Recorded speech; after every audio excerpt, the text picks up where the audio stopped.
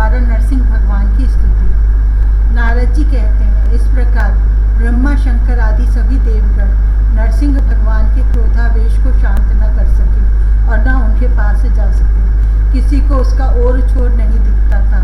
देवताओं ने उन्हें शांत करने के लिए स्वयं लक्ष्मी जी को भेजा। उन्होंने जाकर जब नरसिंह भगवान का वह महान अद्भुत रूप देखा, तब भयवश वे भी उनके पास तक न जा सके। उन्होंने ऐसा अनूठा रूप न कभी देखा और न सुना ही था। तब ब्रह्मा जी ने अपने पास ही खड़े प्रहलाद को यह कहकर भेजा कि बेटा, तुम्हारे पिता पर ही तो भगवान कुपित हुए थे, अब तुम ही उनके पास जाकर उन्हें शांत करो। भगवान के परम प्रेमी प्रहलाद जो आज्ञा कहकर और धीरे से भगवान के पास जाकर हाथ जोड़ पृथ्वी पर साष्टांग लौट गए। नरसिंह भगवान ने देखा कि नन्हा सा बालक मेरे चरणों के पास पड़ा हुआ है। उनका हृदय दया से भर गया। उन्होंने प्रहलाद को उठाकर उनके सिर पर अपना वह कर कमल रख दिया जो काल सर्प से भयभीत पुरुषों को अभयदान करने वाला है। भगवान के कर कमलों का स्पर्श होते ही उनके बचे कुचे अशुभ संस्कार भी जड़ गए।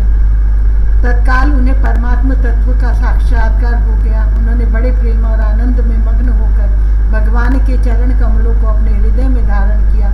उस समय उनका सारा शरीर पुलकित हो गया। हृदय में प्रेम की धारा प्रवाहित होने लगी और नेत्रों से आनंद अश्रु झरने लगे। प्रहलाद जी भावपूर्ण हृदय और निर्निमेष नयनों से भगवान को देख रहे थे। भाव समाधि से स्वयं एकाग्र हुए मन के द्वारा उन्होंने भगवान के गुणों का चिंतन करते हुए प्रेम गदगद वाणी से स्तुति की।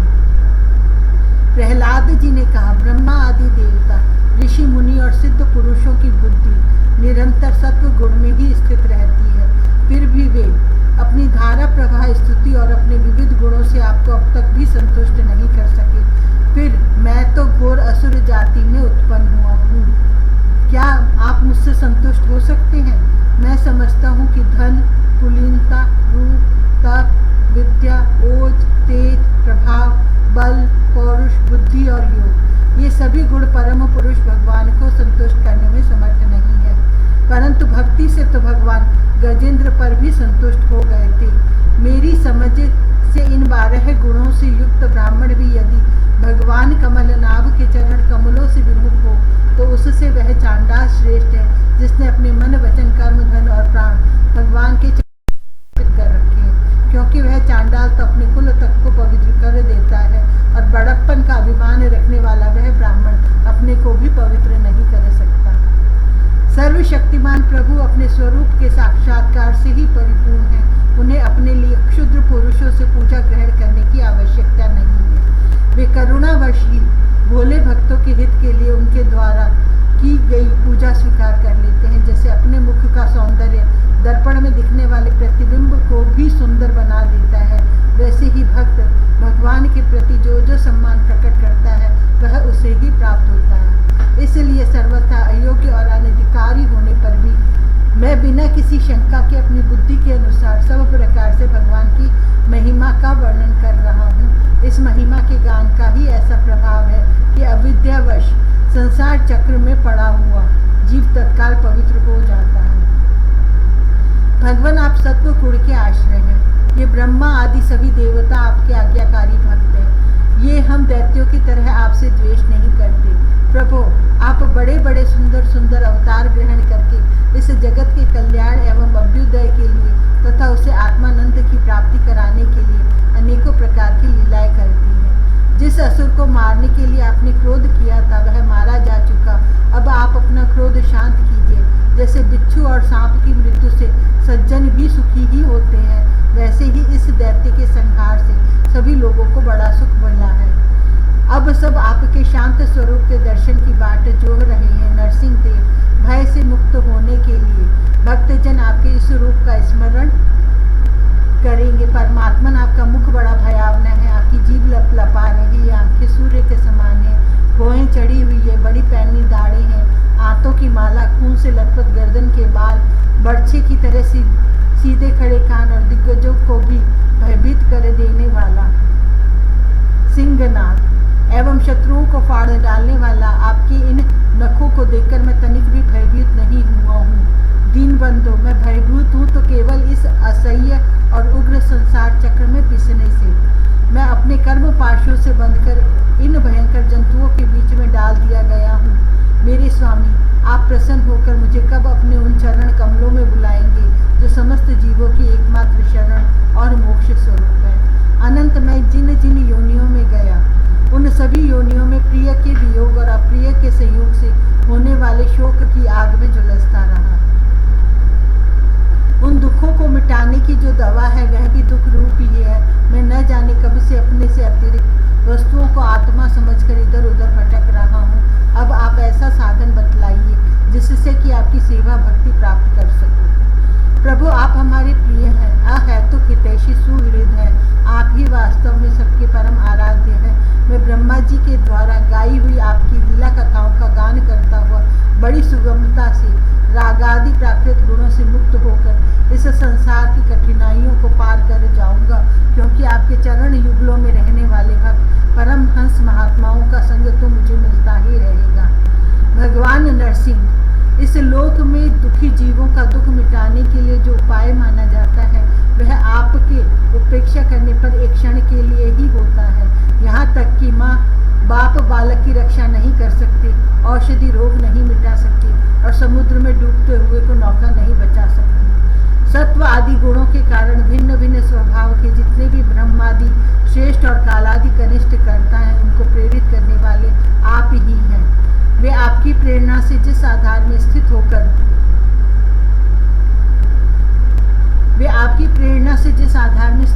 जिस निमित्त से जिन मिट्टी आदि उपकरणों से जिस समय जिन साधनों के द्वारा जिस अदृष्ट आदि की सहायता से जिस प्रयोजन के उद्देश्य से जिस विधि से जो कुछ उत्पन्न करते हैं या रूपांतरित करते हैं, वे सब और वह सब आपका ही स्वरूप है। पुरुषों की अनुमति से काल के द्वारा गुणों में शोभ होने पर माया मनः प्रधान लिंग शरीर का निर्माण करती है। यह लिंग शरीर बलवान, कर्ममय एवं अनेक नाम रूपों में आसक्त छंदोमय है। यही अविद्या के द्वारा कल्पित मन, 10 इंद्रिय और 5 तन्मात्रा, इन 16 विकार रूप अरों से युक्त संसार चक्र है। जन्म रहित प्रभु, आपसे भिन्न रहकर ऐसा कौन पुरुष है जो इस मन रूप संसार चक्र को पार कर जाए। सर्वशक्तिमान प्रभु, माया इस 16 अरों वाले संसार चक्र में डालकर ईख के समान मुझे पेर रही है। आप अपनी चैतन्य शक्ति से बुद्धि के समस्त गुणों को सर्वदा पराजित रखते हैं और काल रूप से संपूर्ण साध्य और साधनों को अपने अधीन रखते हैं। मैं आपकी शरण में आया हूँ, आप मुझे इससे बचाकर अपनी सन्निधि में खींच लीजिए।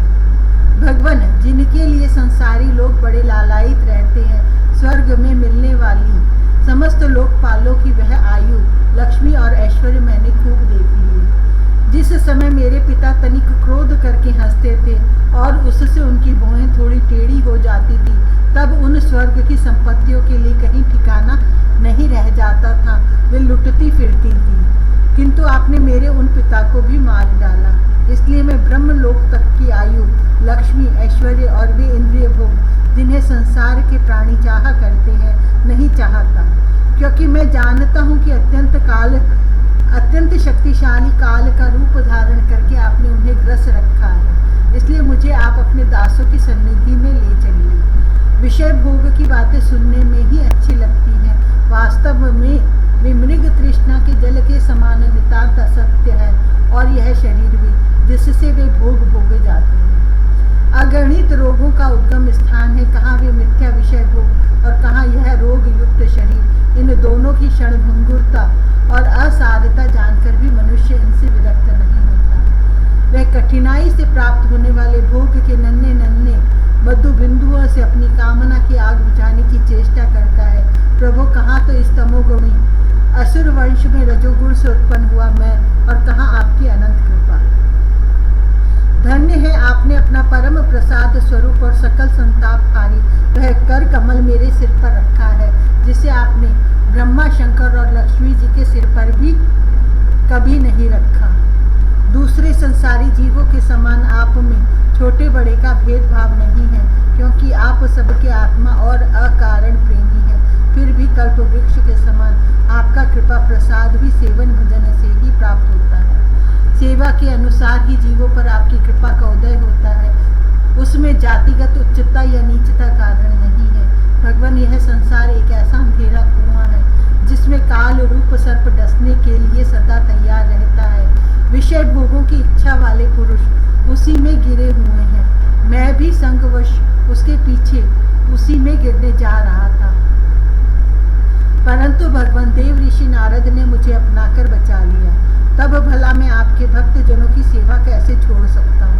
अनंत, जिस समय मेरे पिता ने अन्याय करने के लिए कमर कसकर हाथ में खड़ग ले लिया और वह कहने लगा कि यदि मेरे सिवा कोई और ईश्वर है तो तुझे बचा ले, मैं तेरा सिर काटता हूँ, उस समय आपने मेरे प्राणों की रक्षा की और मेरे पिता का वध किया। मैं तो समझता हूँ कि आपने अपने प्रेमी भक्त सनक आदि ऋषियों का वचन सत्य करने के लिए ही वैसा किया था। भगवान, यह संपूर्ण जगत एकमात्र आप ही हैं, क्योंकि इसके आदि में आप ही कारण रूप से थे, अंत में आप ही अवधि के रूप में रहेंगे और बीच में इसकी प्रतीति के रूप में भी केवल आप ही हैं। आप अपनी माया के गुणों के परिणाम स्वरूप इस जगत की सृष्टि करके इसमें पहले से विद्यमान रहने पर भी प्रवेश की लीला करते हैं और उन गुणों से युक्त होकर अनेक मालूम पड़ रहे हैं। भगवान, यह जो कुछ कार्य कारण के रूप में प्रतीत हो रहा है वह सब आप ही हैं और इससे भिन्न भी आप ही हैं। अपने पराये का भेदभाव तो अर्थहीन शब्दों की माया है, क्योंकि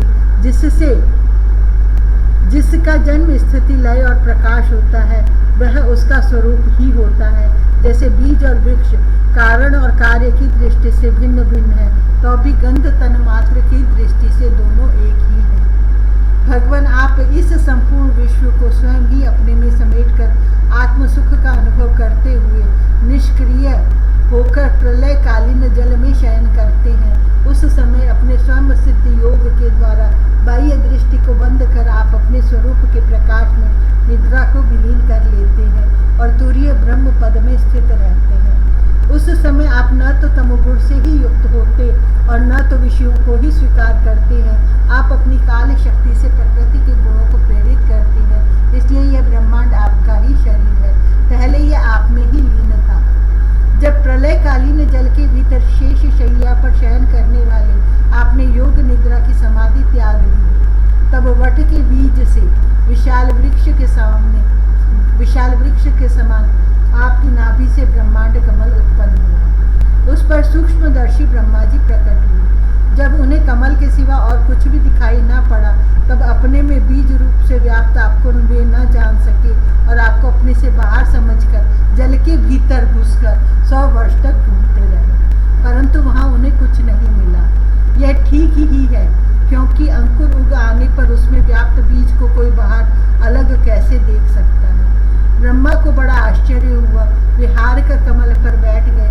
बहुत समय बीतने पर तीव्र तपस्या करने से जब उनका हृदय शुद्ध हो गया, तब उन्हें भूत, इंद्रिय और अंतःकरण रूप अपने शरीर में ही ओतप्रोत रूप से स्थित आपके सूक्ष्म रूप का साक्षात्कार हुआ।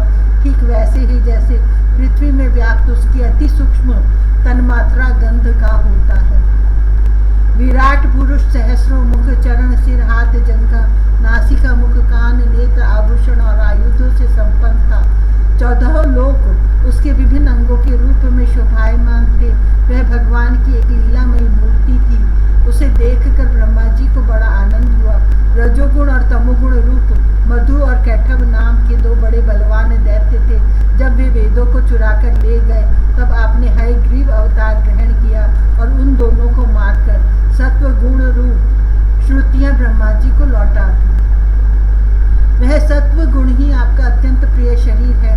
महात्मा लोग इस प्रकार वर्णन करते हैं। पुरुषोत्तम, इस प्रकार आप मनुष्य, पशु, पक्षी, ऋषि, देवता और मत्स्य आदि अवतार लेकर लोगों का पालन तथा विश्व के द्रोहियों का संहार करते हैं। इन अवतारों के द्वारा आप प्रत्येक युग में उसके धर्मों की रक्षा करते हैं। कलयुग में आप छिपकर गुप्त रूप से ही रहते हैं, इसलिए आपका एक नाम त्रियुग भी है। वैकुंठनाथ, मेरे मन की बड़ी दुर्दशा है। वह पाप वासनाओं से तो कलुषित है ही, स्वयं भी अत्यंत दुष्ट है। वह प्रायः ही शोक, भय एवं लोक परलोक, धन पत्नी पुत्र आदि की चिंताओं से व्याकुल रहता है। इससे आपकी लीला कथाओं में तो रस ही नहीं मिलता, इसके मारे मैं द्वीन हो रहा हूँ। ऐसे मन से मैं आपके स्वरूप का चिंतन कैसे करूँ? अच्युत, यह कभी न अघाने वाली जीव मुझे स्वादिष्ट रसों की ओर खींचती रहती है, जननेन्द्रिय सुंदर स्त्री की ओर, त्वचा सुकोमल स्पर्श की ओर, पेट भोजन की ओर, कान मधुर संगीत की ओर, नासिका भीनी भीनी सुगंध की ओर, और ये चपल नेत्र सौंदर्य की ओर मुझे खींचते रहते हैं। इनके सिवा कर्मेंद्रियां भी अपने अपने विषयों की ओर ले जाने को जोर लगाती ही रहती हैं। मेरी तो वह दशा हो रही है जैसे किसी पुरुष की बहुत सी पत्नियां उसे अपने अपने शयन गृह में ले जाने के लिए चारों ओर से घसीट रही हूँ। इस प्रकार यह जीव अपने कर्मों के बंधन में पड़कर इस संसार रूप वैतरणी नदी में गिरा हुआ है। जन्म से मृत्यु, मृत्यु से जन्म और दोनों के द्वारा कर्म भोग करते करते यह भयभीत हो गया है। यह अपना है, यह पराया है। इस प्रकार के भेदभाव से युक्त होकर किसी से मित्रता करता है तो किसी से शत्रुता। आप इस मूढ़ जीव जाति की यह दुर्दशा देखकर करुणा से द्रवित हो जाइए। इस भव नदी से सर्वदा पार रहने वाले भगवान इन प्राणियों को भी अब पार लगा दीजिए। जगत गुरु, आप इस सृष्टि की उत्पत्ति, स्थिति तथा पालन करने वाले हैं। ऐसी अवस्था में इन जीवों को इस भव नदी के पार उतार देने में आपका क्या प्रयास है? ऐसी अवस्था में इन जीवों को इस भव नदी के पार उतार देने में आपको क्या प्रयास है? दीन जनों के परम हितैषी प्रभु, भूले भटके मूढ़ी महान पुरुषों के विशेष अनुग्रह पात्र होते हैं। हमें उसकी कोई आवश्यकता नहीं है, क्योंकि हम आपके प्रिय जनों की सेवा में लगे रहते हैं। इसलिए पार जाने की हमें कभी चिंता ही नहीं होती।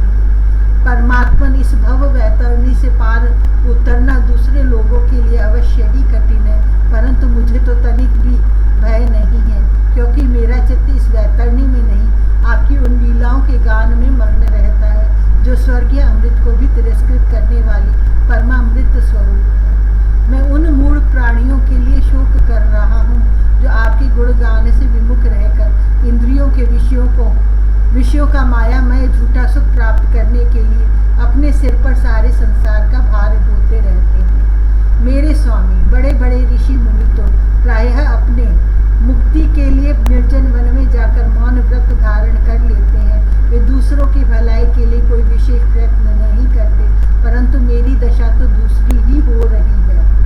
मैं इन भूले हुए असहाय गरीबों को छोड़कर अकेला मुक्त होना नहीं चाहता, और इन भटकते हुए प्राणियों के लिए आपके सिवा और कोई सहारा भी नहीं दिखाई पड़ता। घर में फंसे हुए लोगों को जो मैथुन आदि का सुख मिलता है, वह अत्यंत तुच्छ एवं दुख रूप ही है। जैसे कोई दोनों हाथों से खुजला रहा हो, तो उस खुजली में पहले उसे कुछ थोड़ा सा सुख मालूम पड़ता है, परंतु पीछे से दुख ही दुख होता है। किंतु ये भूले हुए अज्ञानी मनुष्य बहुत दुख भोगने पर भी इन विषयों से अगाते नहीं। इसके विपरीत धीर पुरुष जैसे खुजलाहट को सह लेते हैं, वैसे ही कामादि वेगों को भी सह लेते हैं।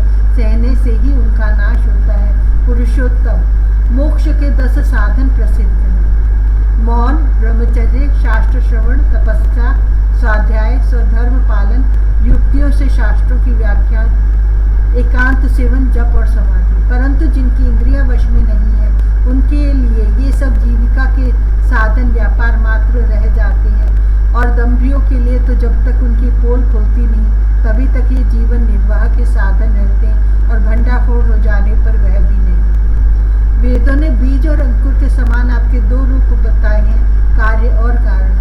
वास्तव में आप प्राकृत रूप से रहित हैं, परंतु इन कार्य और कारण रूपों को छोड़कर आपके ज्ञान का कोई और साधन भी नहीं है। काष्ठ मंथन के द्वारा जिस प्रकार अग्नि प्रकट की जाती है, उसी प्रकार योगी जन भक्ति योग की साधना से आपको कार्य और कारण दोनों में ही ढूंढ निकालते हैं, क्योंकि वास्तव में ये दोनों आपसे पृथक नहीं हैं, आपके स्वरूप ही हैं। अनंत प्रभु, वायु, अग्नि, पृथ्वी, आकाश, जल, पंच तन्मात्राएं, प्राण, इंद्रिय, मन, चित्त, अहंकार, संपूर्ण जगत एवं सगुण और निर्गुण, सब कुछ केवल आप ही हैं। और तो क्या मन और वाणी के द्वारा जो कुछ निरूपण किया गया है वह सब आपसे पृथक नहीं है। समग्र कीर्ति के आश्रय भगवान, ये सत्व आदि गुण और इन गुणों के परिणाम महत्त्व आदि देवता, मनुष्य और एवं मन आदि कोई भी आपका स्वरूप जानने में समर्थ नहीं है, क्योंकि ये सब आदि अंत वाले हैं और आप अनादि एवं अनंत हैं। ऐसा विचार करके ज्ञानी जन शब्दों की माया से उपरत हो जाते हैं। परम पूज्य, आपकी सेवा की 6 अंग है। नमस्कार, स्तुति, समस्त कर्मों का समर्पण, सेवा, पूजा, चरण कमलों का चिंतन और लीला कथा का श्रवण। इस षडंग सेवा के बिना आपके चरण कमलों की भक्ति कैसे प्राप्त हो सकती है और भक्ति के बिना आपकी प्राप्ति कैसे होगी। प्रभु, आप ही अपने परम प्रिय भक्त जनों के, परमहंसों के ही सर्वस्व हैं। नारद जी कहते हैं, इस प्रकार भक्त प्रहलाद ने बड़े प्रेम से प्रकृति और प्राकृत गुणों से रहित भगवान के स्वरूप भूत गुणों का वर्णन किया। इसके बाद वे भगवान के चरणों में सिर झुकाकर चुप हो गए। नरसिंह भगवान का क्रोध शांत हो गया और वे बड़े प्रेम तथा प्रसन्नता से बोले। श्री नरसिंह भगवान ने कहा, परम कल्याण स्वरूप प्रहलाद, तुम्हारा कल्याण हो। दैत्य श्रेष्ठ, मैं तुम पर अत्यंत प्रसन्न हूँ। तुम्हारी जो अभिलाषा हो मुझसे मांग लो। मैं जीवों की इच्छाओं को पूर्ण करने वाला हूँ। आयुष्मान, जो मुझे प्रसन्न नहीं कर लेता उसे मेरा दर्शन मिलना बहुत ही कठिन है, परंतु जब मेरे दर्शन हो जाते हैं तब फिर प्राणी के हृदय में किसी प्रकार की जलन नहीं रह जाती। मैं समस्त मनोरथों को पूर्ण करने वाला हूँ।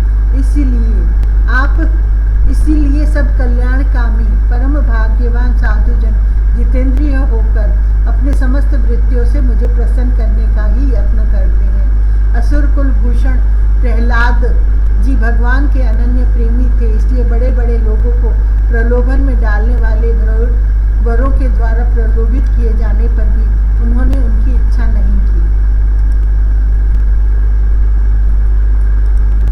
10वां अध्याय, प्रहलाद जी के राज्याभिषेक और त्रिपुर दहन की कथा। नारद जी कहते हैं, प्रहलाद जी ने बालक होने पर भी यही समझा कि वरदान मांगना प्रेम भक्ति का विघ्न है, इसलिए कुछ मुस्कुराते हुए वे भगवान से बोले।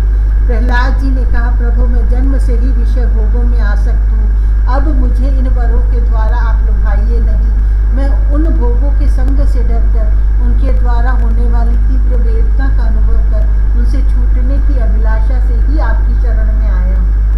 भगवान, मुझ में भक्त के लक्षण हैं या नहीं, यह जानने के लिए आपने अपने भक्त को वरदान मांगने की ओर प्रेरित किया। ये विषय भोग हृदय की गांठ को और भी मजबूत करने वाले तथा बार बार जन्म मृत्यु के चक्कर में डालने वाले हैं। जगत गुरु, परीक्षा के सिवा ऐसा कहने का और कोई कारण नहीं दिखता, क्योंकि आप परम दयालु हैं। अपने भक्त को भोगों में फंसाने वाले वर कैसे दे सकते हैं। आपसे जो सेवक अपनी कामनाएं पूर्ण कराना चाहता है वह सेवक नहीं, वह तो लेन देन करने वाला मेरा बनिया है। जो स्वामी से अपनी कामनाओं की पूर्ति चाहता है वह सेवक नहीं, और जो सेवक से सेवा कराने के लिए, उसका स्वामी बनने के लिए उसकी कामनाएं पूर्ण करता है वह स्वामी नहीं। मैं आपका निष्काम सेवक हूँ और आप मेरे निरपेक्ष स्वामी हैं। जैसे राजा और उसके सेवकों का प्रयोजनवश स्वामी सेवक का संबंध रहता है, वैसा ही तो मेरा और आपका संबंध है नहीं। मेरे वरदान शिरोमणि स्वामी, यदि आप मुझे मुँह मांगा वर देना ही चाहते हैं तो यह वर दीजिए कि मेरे हृदय में कभी किसी कामना का बीज अंकुरित ही न हो। हृदय में किसी भी कामना के उदय होते ही इंद्रिय, मन, प्राण, देह, धर्म, धैर्य, बुद्धि, लज्जा, श्री, तेज, स्मृति और सत्य, ये सब के सब नष्ट हो जाते हैं। कमल नयन, जिस समय मनुष्य अपने मन में रहने वाली कामनाओं का परित्याग कर देता है उसी समय वह भगवत स्वरूप को प्राप्त कर लेता है। भगवान, आपको नमस्कार है। आप सबके हृदय में विराजमान उदार शिरोमणि स्वयं पर ब्रह्म परमात्मा है। अद्भुत नरसिंह रूपधारी श्री हरि के चरणों में मैं बार बार प्रणाम करता हूँ। श्री नरसिंह भगवान ने कहा, प्रहलाद, तुम्हारे जैसे मेरे एकांत प्रेमी इस लोक अथवा परलोक की किसी भी वस्तु के लिए कभी कोई कामना नहीं करते। फिर भी अधिक नहीं, केवल एक मनवंतर तक मेरी प्रसन्नता के लिए तुम इस लोक में दैत्याधिपतियों के समस्त भोग स्वीकार कर लो। समस्त प्राणियों के हृदय में यज्ञों के भोक्ता ईश्वर के रूप में मैं ही विराजमान हूँ। तुम अपने हृदय में मुझे देखते रहना और मेरी लीला कथाएं जो तुम्हें अत्यंत प्रिय हैं सुनते रहना। समस्त कर्मों के द्वारा मेरी ही आराधना करना और इस प्रकार अपने प्रारंभिक कर्म का क्षय कर देना। भोग के द्वारा पुण्य कर्मों के फल और निष्काम पुण्य कर्मों के द्वारा पाप का नाश करते हुए समय पर शरीर का त्याग करके समस्त बंधनों से मुक्त होकर तुम मेरे पास आ जाओ। देवलोक में भी लोग तुम्हारी विशुद्ध कीर्ति का गान करेंगे। तुम्हारे द्वारा की हुई मेरी इस स्तुति को जो मनुष्य कीर्तन करेगा और साथ ही मेरा और तुम्हारे स्मरण भी करेगा, वह समय पर कर्मों के बंधन से मुक्त हो जाएगा। प्रहलाद जी ने कहा, महेश्वर, आप वर देने वालों के स्वामी हैं। आपसे मैं एक वर और मांगता हूँ। मेरे पिता ने आपके ईश्वरीय तेज को और सर्वशक्तिमान चराचर गुरु स्वयं आपको न जानकर आपकी बड़ी निंदा की है। इस विष्णु ने मेरे भाई को मार डाला है। ऐसी मिथ्या दृष्टि रखने के कारण पिताजी क्रोध के वेग को सहन करने में असमर्थ हो गए थे। इसी से उन्होंने आपका भक्त होने के कारण मुझसे भी द्रोह किया। दीनबंधु, यद्यपि आपकी दृष्टि पड़ते ही वे पवित्र हो चुके, फिर भी मैं आपसे प्रार्थना करता हूँ कि उस जल्दी नाश न होने वाले दुस्तर दोष से मेरे पिता शुद्ध हो जाएं। श्री नरसिंह भगवान ने कहा, निष्पाप प्रहलाद, तुम्हारे पिता स्वयं पवित्र होकर तर गए, इसकी तो बात ही क्या है। यदि उनकी 21 पीढ़ियों के पितर होते तो उन सबके साथ भी वे तर जाते, क्योंकि तुम्हारे जैसा कुल को पवित्र करने वाला पुत्र उनको प्राप्त हुआ। मेरे शांत समदर्शी और सुख से सदाचार पालन करने वाले प्रेमी भक्तजन जहाँ जहाँ निवास करते हैं, वे स्थान चाहे कीकट ही क्यों न हो पवित्र हो जाते हैं। दैत्यराज, मेरे भक्ति भाव से जिनकी कामनाएं नष्ट हो गई हैं, वे सर्वत्र आत्मभाव हो जाने के कारण छोटे बड़े किसी भी प्राणी को किसी भी प्रकार से कष्ट नहीं पहुंचाते। संसार में जो लोग तुम्हारे अनुयायी होंगे वे भी मेरे भक्त हो जाएंगे। बेटा, तुम मेरे सभी भक्तों के आदर्श हो। यद्यपि मेरे अंगों का स्पर्श होने से तुम्हारे पिता पूर्ण रूप से पवित्र हो गए हैं, तथापि तुम उनकी अंत्येष्टि क्रिया करो। तुम्हारी जैसी संतान के कारण उन्हें उत्तम लोकों की प्राप्ति होगी। बस तुम अपने पिता के पद पर स्थित हो जाओ और वेदवादी मुनियों की आज्ञा के अनुसार मुझमें अपना मन लगाकर और मेरी शरण में रहकर मेरी सेवा के लिए ही अपने सारे कार्य करो। नारद जी कहते हैं, युधिष्ठिर, भगवान की आज्ञा के अनुसार प्रहलाद जी ने अपने पिता की अंत्येष्टि क्रिया की। इसके बाद श्रेष्ठ ब्राह्मणों ने उनका राज्याभिषेक किया। इसी समय देवता ऋषि आदि के साथ ब्रह्मा जी ने नरसिंह भगवान को प्रसन्न वदन देखकर पवित्र वचनों के द्वारा उनकी स्तुति की और उनसे यह बात कही। ब्रह्मा जी ने कहा, देवताओं के आराध्य देव, आप सर्वांतर्यामी, जीवों के जीवन दाता और मेरे भी पिता हैं। यह पापी दैत्य लोगों को बहुत ही सता रहा था। यह बड़े सौभाग्य की बात है कि आपने इसे मार डाला। मैंने इसे वर दे दिया था कि मेरी सृष्टि का कोई भी प्राणी तुम्हारा वध न कर सकेगा। इससे यह मतवाला हो गया था। तपस्या, योग और बल के कारण उच्छृंखल होकर इसने वेद विधियों का उच्छेद कर दिया था। यह भी बड़े सौभाग्य की बात है कि इसके पुत्र परम भागवत शुद्ध हृदय यह पापी दैत्य लोगों को बहुत ही सता रहा था। यह बड़े सौभाग्य की बात है कि आपने इसे मार डाला। मैंने इसे वर दे दिया था कि मेरी सृष्टि का कोई भी प्राणी तुम्हारा वध न कर सकेगा। इससे यह मतवाला हो गया था। तपस्या, योग और बल के कारण उच्छृंखल होकर इसने वेद विधियों का उच्छेद कर दिया था। यह भी बड़े सौभाग्य की बात है कि इसके पुत्र परम भागवत शुद्ध हृदय नन्हे से शिशु प्रहलाद को आपने मृत्यु के मुख से छुड़ा दिया। तथा यह भी बड़े आनंद और मंगल की बात है कि वह अब आपकी शरण में है। भगवान, आपके इस नरसिंह रूप का ध्यान जो कोई एकाग्र मन से करेगा उसे यह सब प्रकार के भयों से बचा लेगा। यहाँ तक कि मारने की इच्छा से आई हुई मृत्यु भी उसका कुछ न बिगाड़ सकेगी। श्री नरसिंह भगवान बोले, ब्रह्मा जी, आप दैत्यों को ऐसा वर न दिया करें। जो स्वभाव से ही क्रूर है उनको दिया हुआ वर तो वैसा ही है जैसे सांपों को दूध पिलाना। नारद जी कहते हैं, युधिष्ठिर, नरसिंह भगवान इतना कहकर और ब्रह्मा जी के द्वारा की हुई पूजा को स्वीकार करके वहीं अंतर्धान समस्त प्राणियों के लिए अदृश्य हो गए। इसके बाद प्रहलाद जी ने भगवत स्वरूप ब्रह्मा शंकर की तथा प्रजापति और देवताओं की पूजा करके उन्हें माथा टेक कर प्रणाम किया। तब शुक्राचार्य आदि मुनियों के द्वारा ब्रह्मा जी ने प्रहलाद जी को समस्त दानव और दैत्यों का अधिपति बना दिया। फिर ब्रह्मादि देवताओं ने प्रहलाद का अभिनंदन किया और उन्हें शुभ आशीर्वाद दिए। प्रहलाद जी ने भी यथायोग्य सबका सत्कार किया और वे लोग अपने अपने लोगों को चले गए। युधिष्ठिर, इस प्रकार भगवान के वे दोनों पार्षद जय और विजयदिति के पुत्र दैत्य हो गए थे। वे भगवान से वैर भाव रखते थे। उनके हृदय में रहने वाले भगवान ने उनका उद्धार करने के लिए उन्हें मार डाला। ऋषियों के शाप के कारण उनकी मुक्ति नहीं हुई। वे फिर से कुंभकर्ण और रावण के रूप में राक्षस हुए। उस समय भगवान श्री राम के पराक्रम से उनका अंत हुआ। युद्ध में भगवान राम के बाणों से उनका कलेजा फट गया। वहीं पड़े पड़े पूर्व जन्म की भांति भगवान का स्मरण करते करते उन्होंने अपने शरीर छोड़े। वे ही अब इस युग में शिशुपाल और दंतवक्त्र के रूप में पैदा हुए थे।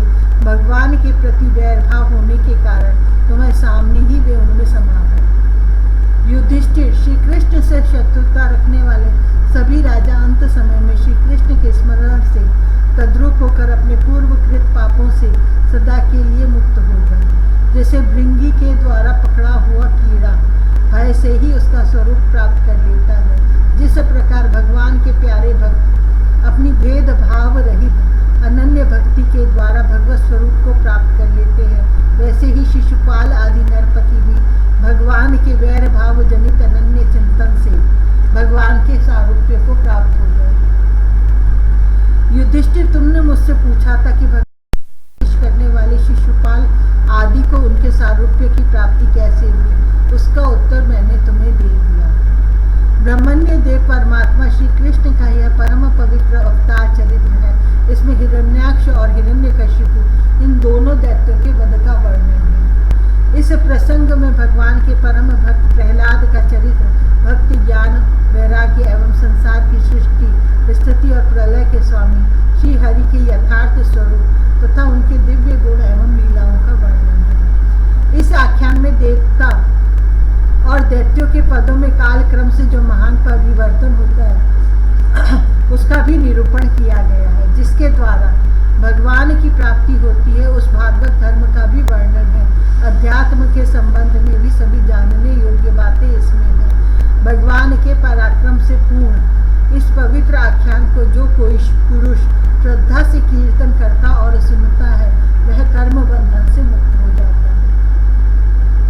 जो मनुष्य परम पुरुष परमात्मा की यह श्री नरसिंह लीला सेनापतियों सहित हिरण्यकशिपु का वध और संत शिरोमणि प्रहलाद जी का पावन प्रभाव एकाग्र मन से पढ़ता और सुनता है, वह भगवान के अभय पद वैकुंठ को प्राप्त होता है। युधिष्ठिर, इस मनुष्य लोक में तुम लोगों के भाग्य अत्यंत प्रशंसनीय है, क्योंकि तुम्हारे घर में साक्षात पर ब्रह्म परमात्मा मनुष्य का रूप धारण करके गुप्त रूप से निवास करते हैं। इसी से सारे संसार को पवित्र कर देने वाले ऋषि मुनि बार बार उनका दर्शन करने के लिए चारों ओर से तुम्हारे पास आया करते हैं। बड़े बड़े महापुरुष निरंतर जिनको ढूंढते रहते हैं, जो माया के लेश से रहित परम शांत परम आनंद अनुभव स्वरूप पर ब्रह्म परमात्मा है, वे ही तुम्हारे प्रिय हितैषी मेरे भाई पूज्य आज्ञाकारी गुरु और स्वयं आत्मा श्री कृष्ण है। शंकर ब्रह्मा आदि भी अपनी सारी बुद्धि लगाकर वे यह है इस रूप में उनका वर्णन नहीं कर सके, फिर हम तो कर ही कैसे सकते हैं। हम तो मौन भक्ति और संयम के द्वारा ही उनकी पूजा करते हैं। कृपया हमारी यह पूजा स्वीकार करके भक्त वत्सल भगवान हम पर प्रसन्न हो। युधिष्ठिर, यही एकमात्र आराध्य देव है। प्राचीन काल में बहुत बड़े मायावी मयासुर ने जब रुद्र देव की कमनीय कीर्ति में कलंक लगाना चाहा था, तब इन्हीं भगवान श्री कृष्ण ने फिर से उनके यश की रक्षा और विस्तार किया था। राजा युधिष्ठिर ने पूछा, नारद जी, मैं दानव किस कार्य में जगदीश्वर रुद्र देव का यश नष्ट करना चाहता था और भगवान श्री कृष्ण ने किस प्रकार उनके यश की रक्षा की, आप कृपा करके बतलाइए। नारद जी ने कहा, एक बार इन्हीं भगवान श्री कृष्ण से शक्ति प्राप्त करके देवताओं ने युद्ध में असुरों को जीत लिया था। उस समय सब के सब असुर मायावियों के परम गुरु मय दानव की शरण में गए। शक्तिशाली मय असुर ने सोने चांदी और लोहे के 3 विमान बना दिए। वे विमान क्या थे? 3 पुरी थे। वे इतने विलक्षण थे कि उनका आना जाना जान नहीं पड़ता था। उनमें अपरिमित सामग्रियां भरी हुई थी। युधिष्ठिर दैत्य सेनापतियों के मन में तीनों लोक तथा लोकपतियों के प्रति वैर भाव तो था ही, अब उसकी याद करके उन तीनों विमानों के द्वारा वे उनमें छिपे रहकर सबका नाश करने लगे। तब लोकपालों के साथ सारी प्रजा भगवान शंकर की शरण में गई और उनसे प्रार्थना की कि प्रभु, त्रिपुर में रहने वाले असुर हमारा नाश कर रहे हैं। हम आपके हैं, अतः देवादिदेव आप हमारी रक्षा कीजिए। उनकी प्रार्थना सुनकर भगवान शंकर ने कृपापूर्ण शब्दों में कहा, डरो मत। फिर उन्होंने अपने धनुष पर बाण चढ़ाकर तीनों पुरों पर छोड़ दिया। उनके इस बाण से सूर्यमंडल से निकलने वाली किरणों के समान अन्य बहुत से बाण निकले। उनमें से मानो आग की लपटें निकल रही थी। उनके कारण उन पुरों का दिखना बंद हो गया। उनके स्पर्श से सभी विमान निवासी निष्प्राण होकर गिर पड़े। महामायावी मैं बहुत से उपाय जानता था। वह उन दैत्यों को उठा लाया और अपने बनाए हुए अमृत के कुएं में डाल दिया। उस सिद्ध अमृत रस का स्पर्श होते ही असुरों का शरीर अत्यंत तेजस्वी और वज्र के समान सुदृढ़ हो गया। वे बादलों को विदीर्ण करने वाली बिजली की आग की तरह उठ खड़े हुए। इन्हीं भगवान श्री कृष्ण ने जब देखा कि महादेव जी तो अपना संकल्प पूरा न होने के कारण उदास हो गए हैं, तब उन असुरों पर विजय प्राप्त करने के लिए उन्होंने एक युक्ति की। यही भगवान विष्णु उस समय गौ बन गए और ब्रह्मा जी बछड़ा बने। दोनों ही मध्याह्न के समय उन तीनों पुरों में गए और उस सिद्ध रस के कुएं का सारा अमृत पी गए। यद्यपि उसके रक्षक दैत्य इन दोनों को देख रहे थे, फिर भी भगवान की माया से वे इतने मोहित हो गए कि इन्हें रोक न सके। जब उपाय जानने वालों में श्रेष्ठ मायासुर को यह बात मालूम हुई, तब भगवान की इस लीला का स्मरण करके उसे कोई शोक न हुआ। शोक करने वाले अमृत रक्षकों से उसने कहा, भाई देवता, असुर, मनुष्य अथवा जो कोई भी प्राणी अपने पराय अथवा दोनों के लिए जो प्रारब्ध का विधान है उसे मिटा नहीं सकता। जो होना था हो गया, शोक करके क्या करना है। इसके बाद भगवान श्री कृष्ण ने अपनी शक्तियों के द्वारा भगवान शंकर के युद्ध की सामग्री तैयार की। उन्होंने धर्म से रथ, ज्ञान से सारथी, वैराग्य से ध्वजा, ऐश्वर्य से घोड़े, तपस्या से धनुष, विद्या से कवच, क्रिया से बाण और अपनी अन्य शक्तियों से अन्य वस्तुओं का निर्माण किया। इन सामग्रियों से सज धजकर भगवान शंकर रथ पर सवार हुए एवं धनुष बाण धारण किया। भगवान शंकर ने अभिजीत मुहूर्त में धनुष पर बाण चढ़ाया और उन तीनों दुर्भेद्य विमानों को भस्म कर दिया। युधिष्ठिर उसी समय स्वर्ग में दुंदुभियां बजने लगी। सैकड़ों विमानों की भीड़ लग गई। देवता, ऋषि, पितर और सिद्धेश्वर आनंद से जय जयकार करते हुए पुष्पों की वर्षा करने लगे। अप्सराएं नाचने और गाने लगी। युधिष्ठिर इस प्रकार उन तीनों पुरों को जलाकर भगवान शंकर ने पुरारी की पदवी प्राप्त की और ब्रह्मादिकों की स्तुति सुनते हुए अपने धाम को चले गए। आत्मस्वरूप जगत गुरु भगवान श्री कृष्ण इस प्रकार अपनी माया से जो मनुष्यों की सी लीलाएं करते हैं, ऋषि लोग